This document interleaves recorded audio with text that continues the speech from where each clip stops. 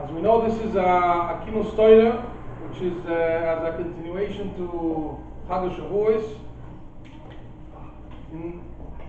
We know that the Rebbe kocht very much in the opinion of having a kínus Torah as a hemshech to the Yom Tov, not just the union of hachana to a Yom Tov, Yesh Shloshim Yom Kel Machag, and then the Shabbos before to get ready for the Yom Tov, to know what to do in the Yom Tov. Rather have also a kínus Talmidei Chachamim, where we can take the Yom Tov to the rest of the year. And we see this, it's interesting, Shavuos, we see this very much, because Shavuos as a Yom Tov of Matan Torah, a Yom Tov of Torah, of Limud HaTorah, and Ischaskus in Torah, and Iskashus to the Torah. We see very much that it's very much connected to Gashmis the Kenyon, right? It's very much connected to very practical and relatable concepts. For example, we see that the Naaseh v'Nishma that the Yidden said before Matan Torah, Naaseh first, the Inyan of Asiyah, it's brought in Sfarim. We see the Inyan of Aseres HaDibros are specifically simple and relatable mitzvahs, more than very ruchnistic mitzvahs.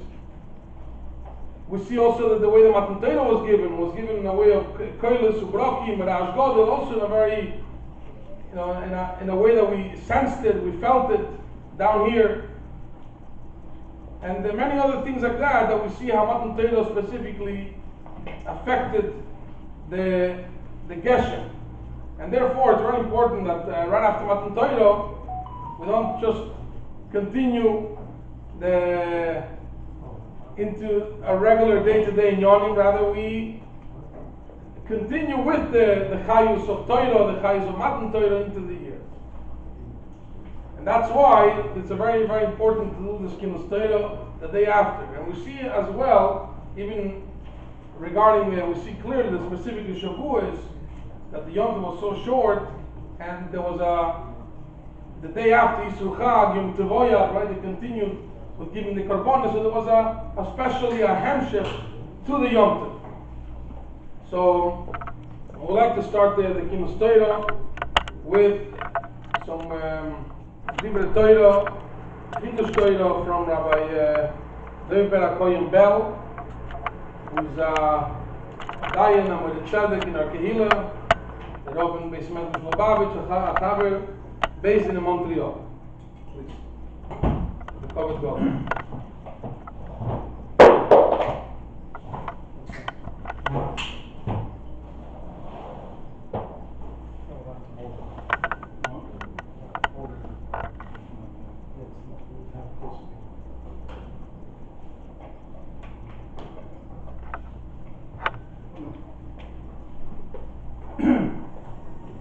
First of all, it's a pleasure to be here, and for those that haven't had the opportunity to come over here to learn, this place is Onain Hara, Chafing the Beis Medrash for learning, the shiurim, the chavrusas, and a big yasher.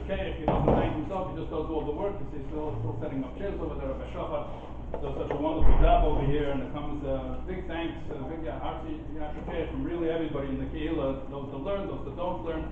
Those who learn should become part of the ones that learn.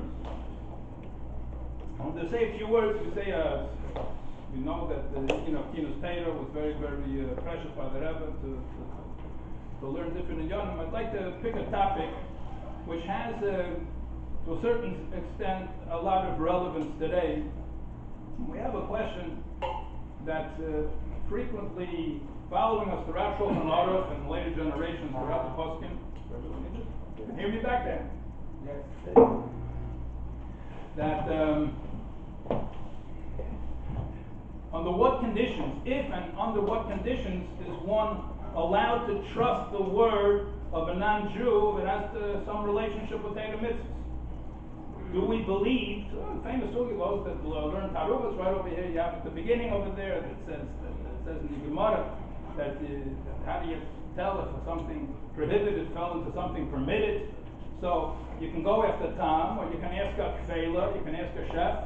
kfela arma, a non-Jewish chef, what it tastes like, or you can use shishim. So what's taima? Taima is if something fell in and it would be kosher for a Jew. Let's say truma fell in,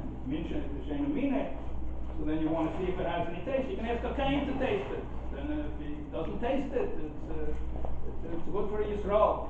What happens if it's a prohibition? Milk fell into meat or blood fell in? So it says, Yimar says, you give it a kfela arma, give it to a chef, non-Jewish chef. And he'll tell you what it tastes like. He'll tell you if there's any blood in it or not. And then let's say it's something that you can't taste, or there's no kfela arma around, there's no chef, non-Jewish chef around. So then you measure with shishi. Anyway, the whole discussion that Rama says we don't rely on a kfela arma anymore. But according to those that do, and according to the words of the Gemara and Mechaber Paskins like that, you believe a kfela arma. The whole discussion. First of all, do we need a chef? Do we need somebody that his specialty is tasting things? If so, the kain also have to be a chef to go and taste the truma. We don't see that. It looks like any guy would also, because why is there a kfela? So the whole discussion in the Rishonim about is it enough that he's a chef and he cares about his reputation, or do we need is also Masiach Lafi Tumah? You shouldn't know that he's asking you. We see this concept in many places. We don't have in a second. But it ends up a little difficult to put those two things together. If you want him to be afraid of losing his reputation, that means somebody has to know he's relying on him. If nobody knows he's relying on him, then he's not worried about his reputation. How do these two things work together? Anyway, a whole discussion in the Yacharein, but we do see that there are those that say that Ashbataka Paskins like that. You need not only should be a chef, but also he's Masiach Lafi Tumah. It's not that you ask him, tell me, you taste any blood over here, so then he knows you're relying on him to see whether there's a prohibition there or not. Okay, but the Shulchan Aruch doesn't pass him like that. It says you can take a regular guy, and if he's Masiach Lafi Tumah, you can believe him. You just say, here, take some of this, and he says, tastes like blood, so then you know that there's blood. And he doesn't say anything, you know there's no blood. Or it's a chef, and even if you're relying on it, it's okay, because he doesn't want to ruin his reputation. He's going to say that there's no blood there, then you're going to give it to somebody else, and they say there's blood, and say, this guy's a batul, what kind of chef is this? He doesn't know what he's doing, it's going to be bad for business. So bad for business is a calculation that's brought to many places in halacha. We have different cases that it speaks about this. The Gemara Menachos Daf Mem Gimel. So the Gemara speaks about a tiger. You see a beggar. You see a garment with tzitzis on it, and it's for sale. And a non-Jew is selling it. Are you allowed to buy it from him? Or you're not allowed to buy it from him? So the Gemara says that if it's a regular guy, you're not allowed to buy it from him. But if it's a tiger, that's his profession, then you're allowed to buy it from him. So it actually explains that he doesn't want to, not bad for business. The Rishonim talk about is it that people are going to see that he's a liar? What exactly is the problem? But the expression is used leimar nafshe. Sometimes it says leimar yumnase. But he's not going to ruin himself. He's not going to do something which is bad for his reputation or bad for his bank account. And therefore you can trust him. The Mukhi Yesa points out, and this is the way the Mechaber Paskins Shulchan Aruch, that it's not enough. It's not enough that he says they're kosher. Mechaber brings down, he quotes this from the Mukhi Yesa, that he says that it's a chazaka that he got it from a Jew, and he has to say that he got it from a Jew who's trustworthy to make tzitzis. It has to be made l'shma. The chutim has to be made l'shma, or each strand, and the knots have to be tied to shma. So he has to say that he got it from a yid. And all the Mefarshim ask, it's a little bit of a problem. You're not allowed to sell a talis to a non-Jew. Discussion in the Gemara, why is that? It was brought Shulchan Aruch that you're afraid he'd be dressed in a talis, and in those days the Nachrim were suspected of shvichas damim, of killing people. So he thought he was a Jew because he was wearing a talis with tzitzis on it. And then he goes on with a shib, Shemi Argen, we're afraid you're going to kill him. So therefore you're not allowed to sell somebody a talis mitziyetzes, because he might go with somebody else, people think he's going to Jew, and it could be a dangerous situation. So you're not allowed to sell it to a guy. So how did this guy get it? And we're believing the guy. So he got it from the Yisrael Neman. But Yisrael Neman for what? He's Neman for tzitzis. Okay, but that sif in Hilchos Tzitzis he doesn't keep. Yeah, the sif that it says you're not allowed to sell it to a guy he didn't keep. So he kept the one that he did at the Shema, Okay, but we still believe him. We believe the guy that he did it from a yid who's upsazeh chatzichatz. He's keeping some of the dinner, he's not keeping some of the other dinner. Okay, that's the din, that's the halacha. So the Magen Avraham discusses this halacha, and he looks and he analyzes this halacha. What exactly is the story? And he quotes a Ran. Now the Ran is really sort of the center of attention of this whole story, because the Ran is speaking about another case. The Ran is speaking about kashrus, and really a lot of the application of this din is about kashrus. Maybe I'll say what I was going to say at the end. I'll say earlier, so we'll know where we're heading. You have all these Pesach lists. Okay, what happens? Somebody picks up a phone. They call the company. And they say, hello, can I speak to somebody that can tell me about ingredients? Tell me, what kind of alcohol are you using in your product? Are you using grain-based alcohol or are you using corn-based alcohol? Because kidney is mutter ba'anot, also b'achil, you're not allowed to eat it, you're allowed to benefit from it, but if you make from chametz, then it becomes a question of even owning it. Depends, is it edible, is it not edible? So you can write them a letter, you can get it from them in Psach. The question, what kind of nemanis do they have? So when you give a hechsher on something, so you're going down to the place, you're making an inspection, you're making them sign a contract with you, they're in violation of the law of changing anything, and then you figure out a place like this, how often do you have to inspect to make sure, if it's a pita place and there's 2 ingredients, there's flour and there's water, so it doesn't need as much inspection as something which has 1,000 ingredients. Okay. But here, they're not signing a contract with you, you ask them for information, and based on that, you're making these lists. Are you allowed to believe them? What's the yesod? Is there a yesod? So the Ran is the one that applies this to kashrus. And what's curious, and this is the discussion we're going to be focusing on, is the Ran brings a proof from this din of this Gemara about tzitzis. Because when you look in the Gemara in Avodah Zarah, so it talks about different cases of suspicion that we're afraid that the non-Jews would be mixing non-kosher wine into the food. Murias is a type of fish dish, and sometimes there's extra wine on the market. It happened a couple of years ago in France. There was a huge overproduction of grapes. They had nothing what to do with it, so they're making grapes into alcohol in places you would normally not see grapes being used. Just for regular alcohol, it was cheaper to buy grape alcohol than other type of alcohol because there was so much good on the market. So sometimes wine is very cheap, so they use it as a filler, so they'll put in wine. So do you have to suspect such a thing? So the Gemara says that if it's a place where the wine is more expensive than the product, you don't worry that they're going to put in wine and cost them extra money. That you don't worry. But if the wine is cheaper, or if the boat is going from this place to that place and it stops over here in the middle and over there the wine is cheaper, so then we're worried. And then you're not allowed to buy it because we're worried maybe they mixed wine into it. So there are a number of cases over there. So the one case which the Ran discusses is in Avodah Zarah Daf Lamed Beis. So it's speaking about buying vinegar. And the vinegar was made from grain vinegar, which is sort of what we're talking about, right? Grain alcohol, grain vinegar. So the Gemara says you're not allowed to buy it because sometimes they use as a starter in order to cause the fermentation. They use the dregs from the wine in order to start the fermentation process. So therefore it has wine, and you're not allowed to buy it from them. So Tosfos says in that Gemara that we see from this that you're not allowed to buy different types of wine that are not grape. It speaks about yen tapuchim, yen remaining. They used to make wine out of pomegranates, out of apples. Over here in Quebec they make apple wine, pomegranate wine out of Europe. But they make wine out of different sorts of things, and it's very expensive. Some of these products. By us the apples are cheap, but other places they're expensive. Certainly the pomegranates are expensive, and ends up the wine is cheaper. So are we concerned that they're adding wine into the mixture? So the Gemara says that when you put wine, real wine, into one of these fruity wines, apple wine or pomegranate wine, and you leave it there for too long, it ruins the wine and it's not drinkable. Okay? So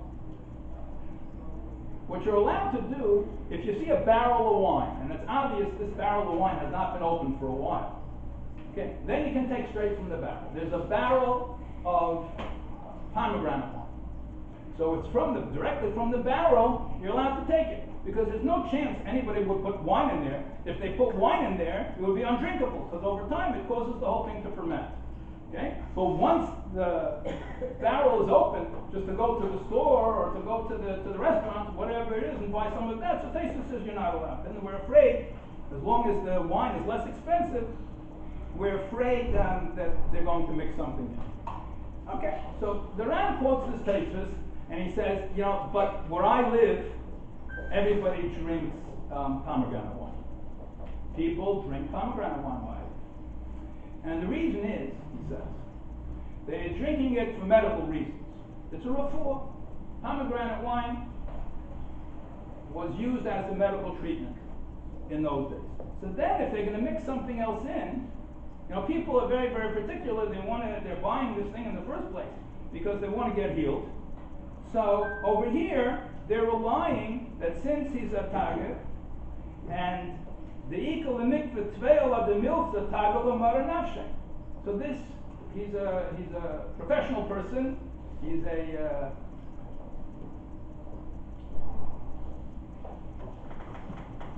that he doesn't want to lose his reputation. He doesn't want to lose his reputation, so you can believe him. And then he brings a proof. I'll prove it to you that you can use this photo, and he brings a proof in this case that it says that you can buy from a tackle the mother nafshe. So we see from over there that it's good enough, and you can rely you can rely on him telling you that there was no wine mixed in, that it was just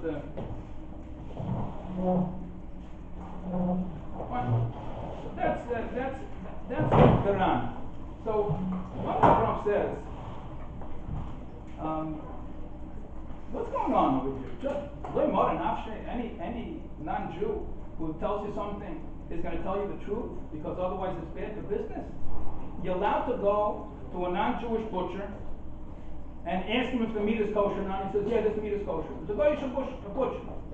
And you're allowed to ask him for some meat and say, oh yeah, this meat is kosher, here, buy it. You're allowed to believe him? Of course not. So what kind of lemar nafshe? The whole thing doesn't make sense to the Magen. The Magen Avraham says that, and he says some cryptic words, but there's some discussion about what precisely he means.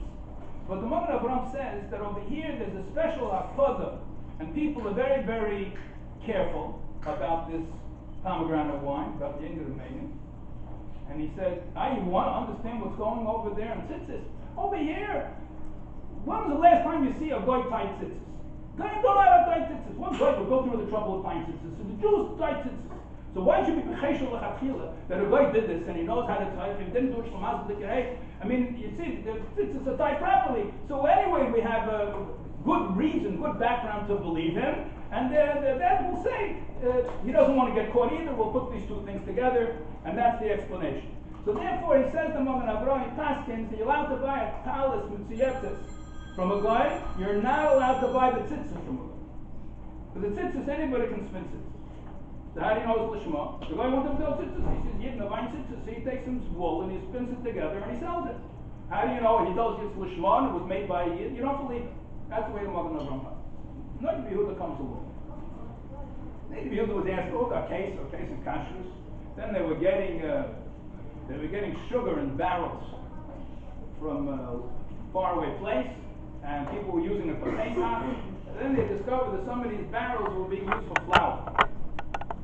So the question is, are they using the same barrels? Are they cleaning the barrels? What exactly is going on? So maybe Yehuda comes out and he says that you can believe them. Another few reasons he gives to believe them. But then he goes after this Magen Avraham, and he says, it says clear lemar nafshe. The Rishonim say lemar nafshe, that he's not going to risk his reputation. So they're not going to risk their reputation on saying that their barrels were free of flour. We can believe them to say they're free of flour. He's not going to ruin his reputation for such a thing, like we see from the Gemara, the Gabat Tzitzis. You asked me what's with the butcher? What's with the Goyish butcher? He says, B'chlal, the words of Goyim we don't believe anyway. So if you find meat just sitting there, you can't eat it anyway. So you can't eat it. So it's not that we don't believe the Goy, we do believe the Goy. You can't eat it. We don't believe the Goy, we don't yet believe the Goy, we don't not believe the Goy. His words come along and tells you it's kosher, so you keep it the way it is. He also differentiates between what the Goy has to get up and do something, with something which is already like that. In any case, the native Yehuda disagrees, and he says, why are you differentiating between the cases? The Ran himself brought a proof from tzitzis, so why are you differentiating? He says, there's a special reason by tzitzis that you didn't type tzitzis. The Ran brings a proof for Gabakashrus, so why are you saying it's a special reason? How can the Ran bring something that's only a special reason? So he disagrees. He says, just like you can buy the talis, which is tied from a tiger, you can buy the tzitzis from a tiger. Go buy your own. If I'm not mistaken, and this has very, very broad application, and I can't go through just try to sort of focus on the Nekudah. Now, interesting that you have the Nemukiyeh, you don't have any the Ran and Menachas, where it talks about the tzitzis. You have Nemukiyeh. It's a little later. Nemukiyeh is the word chazak. Very interesting. In the Beis Yosef talks that the chazaka lemor nafshe.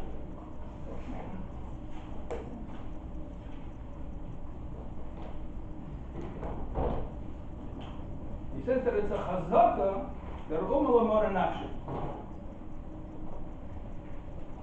A kavum muchzak lichat misrael that we know that he binds also from the yid. The chazaka lemor nafshe. Lahafshitz choros. He's not going. There's a chazaka. He's not going to ruin his reputation. So that makes it very strong. There are places where it looks like from the Ramah that he considers this to be a good chazaka. And you look in Yeridea, to Mekuf Yudalit, at Paskin, you're allowed to buy pomegranate wine when it's used for refuah, like the Ran Paskin. So even though Pesach says not, but the Ran says, but it's used for refuah, it's okay. So we see that this whole idea of a chazaka makes it even stronger the question of the Magen Avraham. Why is he relying on it? Why is he not relying? So just give some ideas, be makasif to try to give a kibbun, and we'll see what the Alter Rebbe says. I think with a few words over here, the Alter Rebbe makes say that it solves a lot of the questions. Can't go into all the questions, all in the questions. It's a very broad sugya. We'll talk for a minute about the whole idea of a chazaka. We have all different types of a chazaka. You have a chazaka, we said, Gemara says, Seiklin ala chazakas. If you have a woman with a child, and they come to a city, and they're behaving like a mother and child, then they grow up, and she says, by the way, this is not my son, we're not related to each other, we want to get married. And they say, excuse me, the chazaka is that you're a mother, and then this is your child, and you're not allowed to do something. So, if they marry each other, chayv kila. There's only a chazaka. Who says that somebody's giving edus? Normally, to execute somebody, you need edus. We're the two eidim to say that this is the child of this woman. We don't have any eidim. The only one that would know is her. And she says, he's not my son.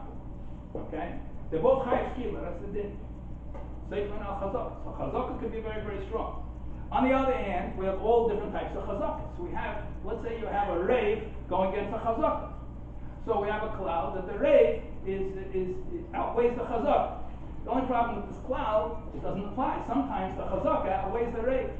So really, this goes back. It's very interesting. You have the new statement. They put out sugyas from Tzemach Tzedek, and you have the whole sugya of a chazaka, because Tzemach Tzedek writes about many, many different places, and he goes through many gemaras that are changed. So the Marik was really the first one to organize the different categories of chazakas. There's all different types of chazakas. There are chazakas. You have a chazaka einod and perei b'teis mane. So normally you have a loan. So you have there's a person comes and says, I paid back the loan. Normally a loan, you're supposed to pay back within 30 days. He comes after 10 days and he says, I paid back the loan. The other person said, I didn't get anything. So prove it. Did you pay back the loan? The chazaka is people don't pay back money early. That's a chazaka. Now there are some people, they like to pay back money early. You know, do you wait till the last day to pay your credit card bill? Or do you pay early your credit card? There are different people, different type of mayos. But the chazaka is that okay? Can you break that chazaka? Yeah, the guy brings a receipt, so we see it. You can break a chazaka, but until you have it, we assume that there's a chazaka. On the other hand, a chazaka does not always work by itself. So we have, for example, that We speak about a woman whose husband disappears. Okay? And along comes one witness and says that the husband saw the husband die. Buried the husband. Okay? Normally we need Indian of Arias, you need two witnesses. Why do you believe only one witness? There's a whole discussion in Gemara. So we have different reasons, and basically the Chachamim, in order to save this woman from Eglon, put together a number of reasons. So you have, first of all, you don't really need Eibush here. Why? Because it's a milsa David Ligluya. It's something which is very easy to disprove. The husband comes walking in, he's not dead, right? So how is this guy going to give testimony and say that he's dead, and meanwhile he might walk in? He's obviously going to be a liar. There's a whole discussion whether you need a miyad to show it. That's also one of the things about believing the kfela adamah, because he tastes it and he can give it to somebody else to taste. Okay, so we have milsa David Ligluya. The guy could always walk in. Okay. We have another factor, which is that the isha daita mitzvah. This woman is going to really be sure that her husband passed away before she gets remarried, because if her husband is still alive, she's in very, very serious trouble. She's ruining her own life big time. Why? Because she's an Eishasish, because her husband's still alive. Then she married somebody else. All the children from that second man are mamzerim. Then the husband comes back, so she's got to leave the second one for sure, because she's an Eishasish to the first one. But now she was with the second one, so she has to divorce the first one too. So she left by herself with a bunch of mamzerim. So this woman is going to be very sure. You should die convinced. Okay. Nevertheless, all of these considerations are not enough unless you have them all together. Like we saw, the Rashba also, it's not enough that you have a milsa the David Ligluya, that anybody can taste this food and they'll say this Kfel Armad doesn't know what he's talking about. But you still, according to Rashba, you need, again, we said it's machlek, it's a shame, but you need him to be a Kfela, he has to be a chef, and it has to be something that other people can taste. So sometimes a chazaka works on its own, and sometimes a chazaka doesn't work on its own. There are different types of chazakas. That's not the division that the Marik gives, but you have all the social Marik from the Hadeshin. Later on, the Chaim Volozhin wrote a whole treatise about it. It seems that someone said the alludes to it in the Tshuva from one of the Talmidim of Volozhin. In any case, you look at Alter Rebbe, the Alter Rebbe adds just a couple of words. He brings down this Mogen. The Alter Rebbe passes like the Mogen Avram. He also sits a Simon Chav, and he writes that you're allowed to buy from a Tajir Nochri as long as he says that he got it from a Yid. He's Neman. Why? The Chazaka al Hatagar she'ena Meshach. That he has a chazaka that he's not going to lie. So that sounds more like the Ramah and really more like the Nazivudas. You find he's a liar in this, who says you're going to believe him in other things. But then out there is Ve'ein seichem al chazaka zu ela kashemecher talis mitzuyeses kilchos. The yesh eit tzad lahak. Mishum de'ein shleim derech hanach relate the heiches and achuyas v'aksharim. Going don't know how to make sense. So therefore, now that Rebbe says the chazaka is a chazaka, but it's the sort of chazaka that does not work on its own. You need something else. So don't say we ignore this factor that the guy wanting to preserve his reputation. We consider that to be a chazaka, but that does not mean that the chazaka works on its own. So therefore, when the Ran brings a proof, this is an 82 question of Mogen Avram. After the passage of Mogen Avram, 92 that says, if you say that Tzitzis is such a special case, and the only reason you believe this taga is because it looks like you didn't make tzitzis, and Goyim don't normally know how to make tzitzis, so it's enough reason almost to believe him by himself. You put that together, so it's a special reason. So you're going to say only but Lamar Nafshe, you're only going to believe that he was protecting his reputation, such a special case. So how does the Ram bring that up as a proof for the Yayin? It's pointing out that everything fits in perfectly, because it's Yah Chazaka. It's Yah Chazaka, but it doesn't work on its own. The Ram needs to prove that it's a svara which is mukubal al-pitay, that you can join it together with something else. Where do you see that? You see when the Gemara Lagabe Tzitzis, Lagabe Ratalis. From there we see that this is a chazak. Okay. Okay? It doesn't work on its own. You need another factor. Okay, when it comes to the talis, we have another factor. Come tzitzis, we don't have another factor. See, the talis, the tzitzis, I can't believe it. The talis, you can believe him, because you have another factor. So now in the Ran, he has this pomegranate wine, okay, and wants to be able to use it, and he wants to use the svara lemara chaskosim. Who says Muhammad's a svara you can use on halacha? We see that from the din of talis. So that proves something that you can use. It's not it's an interesting. I don't know whether this applies. Mamish have a very thing true with Igros Mesha. The Mesha asks, a person has to be neman kashrus in order to be able to eat from the cook. What happens if you have a case where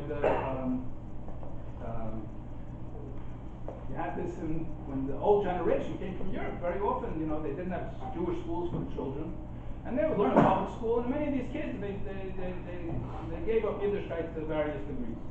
So along comes the parents, and they want to eat in the children's house, and the children are not even kosher. But they say, Zaidi, Bubby, you have to come visit the children, you have to come visit us. We'll make kosher for you. We're going to get special packs for you, and we're going to make special food for you, and everything's going to be separate. Are you allowed to believe them? They have no namas. They don't keep kosher. Shabbat don't keep kosher. But he believes his son would not be machshel. He has enough respect for the father that the father believes the child. He asked the Rav Meisha. This is one a man asked the Rav Meisha this question. Are you allowed to eat namas? You personally trust. So Rav Meisha answered, if you're sure he's giving you kosher food, you can eat. It doesn't look like you can eat there. So he finds a case that's somewhat similar. When is he such a spud that if you believe in your heart that this is the way it is, that you're allowed to believe it? So Rav Meisha finds the Gemara has nothing to do with this case whatsoever. They're talking about so why if she wants to be mishtamet from her husband, and she says you have to divorce me, and does he believe? And if he believes her, he's not required to believe her. Okay, but if he believes her, he's got to separate from her. Why? If he believes in her heart that what she's saying is true, even then there's no reason halacha to believe her. Okay, then you're allowed to believe her. Rav Meisha took it the other way. So you've had to find a source to show that this is something which is oisgehalten. So we have this inyan. So the Ran, the Pashtus, he brings in the case the Yev Limari and Nafshe is a chazaka, but it's not a chazaka that works by itself. That's why the author is magded this chazaka, and therefore it has to join with something else. So that's the specialty of the case of the target. As far as other inyanim, this is many inyanim. You have Milsa Lagluya, Lamar Nafshe, the whole question about believing doctors. You're allowed to believe a rapist. So if you have from a doctor here, you can believe from a doctor. Okay, but let's say a doctor's not shaming Torah mitzvahs and they're telling you something. Are you allowed to believe them or not? And this all the Pastors speak about this. Sefer, many, all the Achrim speak about it. Tzemach Tzedek says that you have to have 3 doctors, each one of them speaking Messiah Lefi Tumah. Then you can believe it. Now, in today's world, this entire din of Messiah Lefi Tumah Kemat does not exist. And we'll come back to the Pesach lists in a moment. Okay? What does Messiah Lefi Tumah mean? Messiah Lefi Tumah means that he does not know, you're not asking him about it, he just happens to speak. The example, the Aguna, that he says, he heard two guys talking in the bar over there, he says, you wouldn't believe what happened to us. I was traveling with this Yid, he was my passenger in my wagon, and we got attacked by robbers, and they killed him, and I buried him. He says, no, you didn't ask him any questions, he's just telling the story what happened. And he gives identifying trademarks and so on and so forth. And the guy tastes something, he says, it tastes like blood fell inside here, what's going on? How in the world today are you going to get a Messiah Lefi Tumah? How are you going to get this information out of the Goyish doctor? The Goyish doctor is if a woman has a makkah. You suspect she has a makkah. Calls the doctor and says, the woman went to the doctor for a reason, right? She didn't go to the type of doctor for an earache, right? So you call the doctor, what happened? How's he Messiah Lefi Tumah? They know exactly why you're asking. You're calling up the company and asking what kind of alcohol are they using, and why are you calling? you're interested in opening up competition to them, you want to know what kind of alcohol you're using. And we called them last year also, and they get calls from different companies, and really they have no investment in the whole game. In fact, there was a place that it was a place that had the offices both in Quebec and Ontario, and the COR called, and the MK called, the same company, got two different answers. So the whole idea that there's naimanis in these things is one of the reasons that many of these lists were done away with, because of the inability today to be able to find a real Masiach L'Pitume, and the Inyan of Chazaka, of Leimar and Nafshi, you need considerable things to put together with it. And there are many cases we see in the Paskim where they put things together and manage to bring this level of the level of assurity that we're allowed to rely on. Anyway, it's a big sugya, but we see a case of a couple of words could give a clarity to a whole billable, and many of the Achareinim struggle with this Inyan, but a few words, the Magdid, the correct category of Chazaka with Alter Rebbe sees this, so everything comes on the King of the Shalom. Everybody for listening, and it should be Aslach Ragba, and a year full of Kabbalah Satei and Sifah between.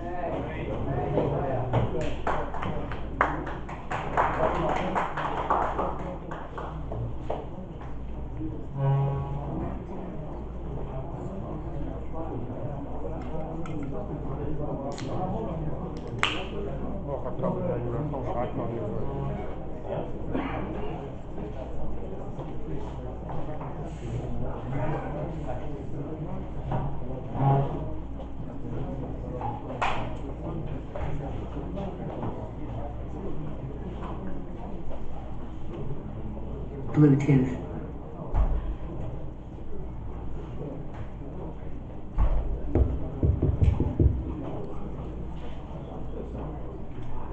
Thank you very much, Rabbi Bell. And now we're ready for Rabbi Aryeh, Rabbi Aryeh Posen, who is Moide Hoiro in the Koilel, in Kotzenu, Koilel Kesef Torah, and also Chaver in the Basin of Mont-Treuil. And it's an honor to have him here with us to share with us Divrei Torah. Chavod Vod.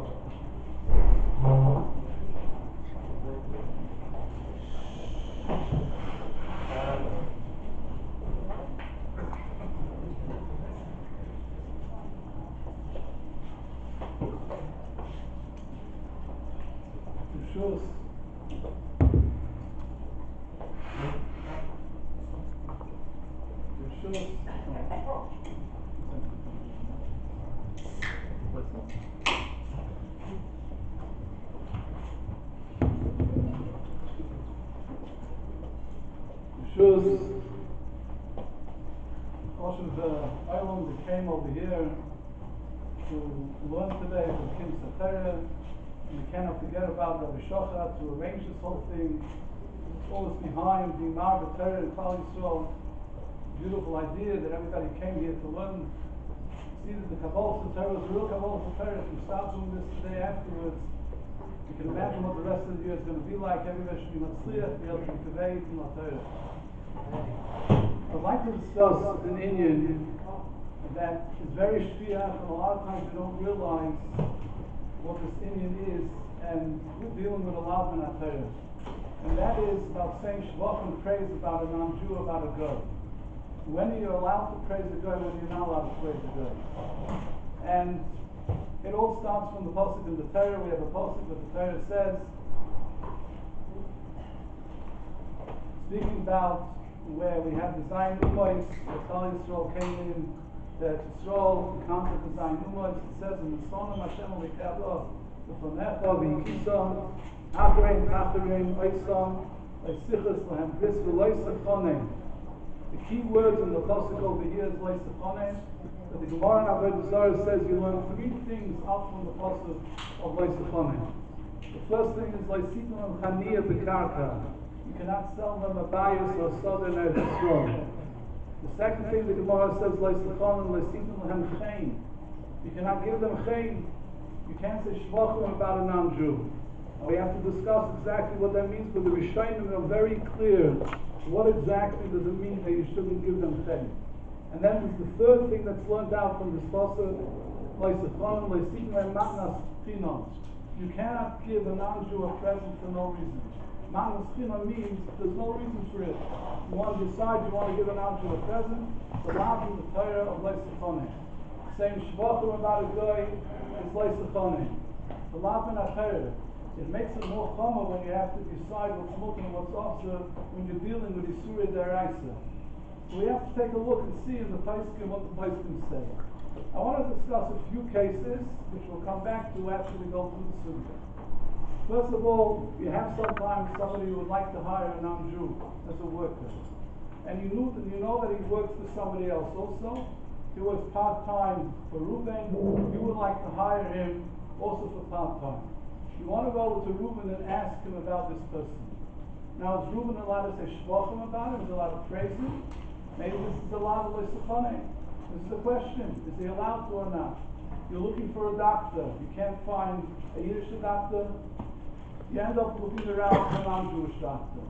And you want to ask around people that know doctors. Can you tell me, is this doctor a good doctor? If you're not a good doctor, the person gives you a whole list of things, a shvachim about the non-Jew. We do this mice in the whole